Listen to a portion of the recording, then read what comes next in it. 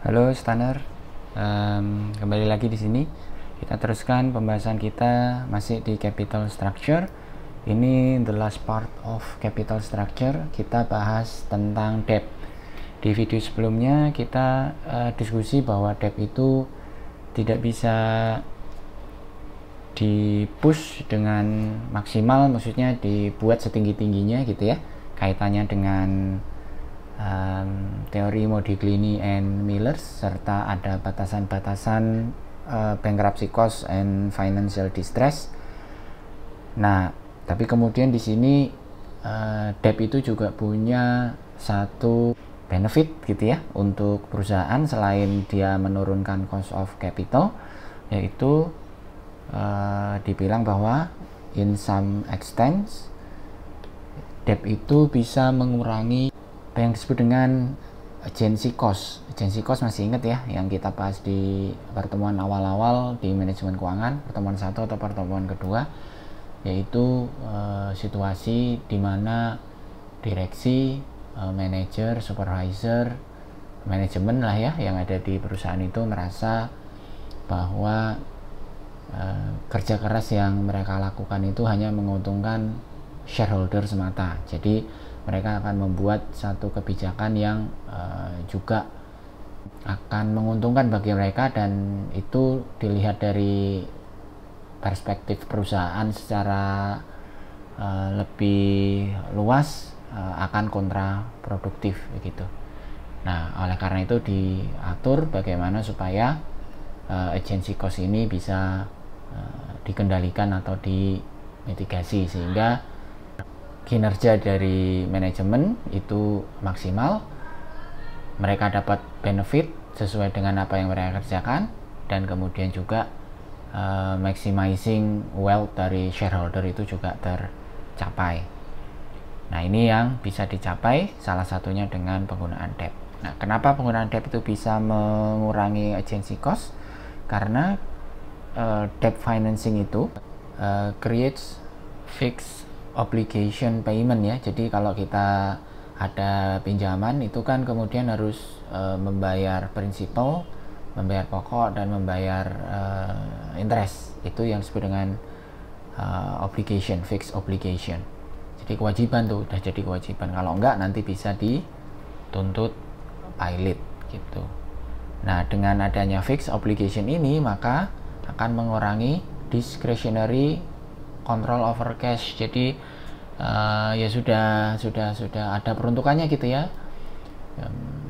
Hasil kinerja atau revenue atau sales dari perusahaan itu sudah ada peruntukan yang tetap gitu. Jadi discretionary atau keleluasaan ya manajemen untuk menggunakan cash untuk misalnya bikin bonus-bonus segala macam yang menguntungkan mereka itu bisa dikurangi gitu.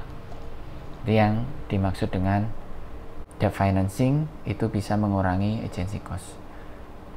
Terus kemudian secara umum ketika kita bandingkan pembiayaan antara debt financing dan equity financing, debt financing itu relatif lebih disukai gitu ya, preferable, karena yang pertama manajer itu enggan ya, reluctant untuk menerbitkan saham baru ketika mereka itu they perceive, mereka merasa bahwa harga saham perusahaan mereka itu terlalu rendah. Jadi nggak pede sendiri gitu. Nah, kalau mereka merasa harga saham ini terlalu rendah, kalau mereka right issue, ya dapat hasil penerbitan sahamnya kecil. Nah, dari situ kemudian pilih sudahlah debt financing saja yang dipilih. Terus juga menerbitkan saham baru itu kan berarti juga dari sisi perusahaan sharing control ya. Makin banyak pemegang saham baru lagi gitu, atau makin banyak konsentrasi saham itu ke pihak-pihak yang memang semula sudah menjadi pemegang saham mayoritas. Nah, itu sharing control ini di beberapa situasi juga membuat pengambilan keputusan ketika RUPS itu menjadi semakin rumit. Itu juga kemudian dihindari. Kalau debt kan nggak punya hak suara gitu ya, nggak punya voting rights dalam RUPS. Jadi kemudian itu pertimbangan perusahaan untuk lebih prefer ke debt financing.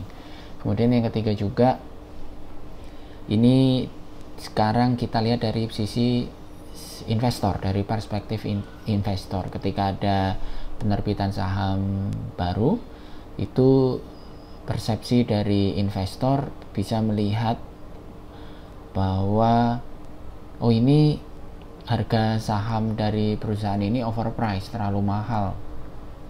Nah, ketika berangkat dari persepsi ini, kemudian ketika ada right issue, ketika ada penerbitan saham baru, maka kemudian akan menurunkan stock price, menurunkan harga saham. Nah, ini di sisi si BOD, si direksi, kadang ini jadi iku gitu, bahwa harga saham itu jangan turun. Nah, karena ada iku seperti ini, kemudian direksi kan berusaha menjaga agar saham tetap stabil harganya. Maka kemudian right issue atau penerbitan saham baru itu dihindari dan lebih memilih untuk melakukan debt financing. Nah, berikutnya lagi, kalau begitu boleh nggak kita list urutan prioritas atau urutan, boleh dibilang apa ya, packing order itu ya prioritas sih, mana yang dipilih lebih dulu gitu ketika perusahaan mau membiayai asetnya. Jadi yang pertama itu yang dipilih adalah dari internal source of financing, jadi dari laba ditahan gitu-gitu ya. Ini yang dipilih pertama ya, karena uangnya kan sudah ada di kantong perusahaan sendiri gitu. Terus yang kedua, milih marketable securities, surat utang, promissory notes gitu-gitu ya. Itu yang dipilih kedua, urutan kedua. Nah, ini jangkanya short term ya. Terus yang ketiga itu debt, loan, terus kemudian bond, ini ada di urutan ketiga. Yang keempat, hybrid securities, tidak lain dan tidak bukan adalah saham preference.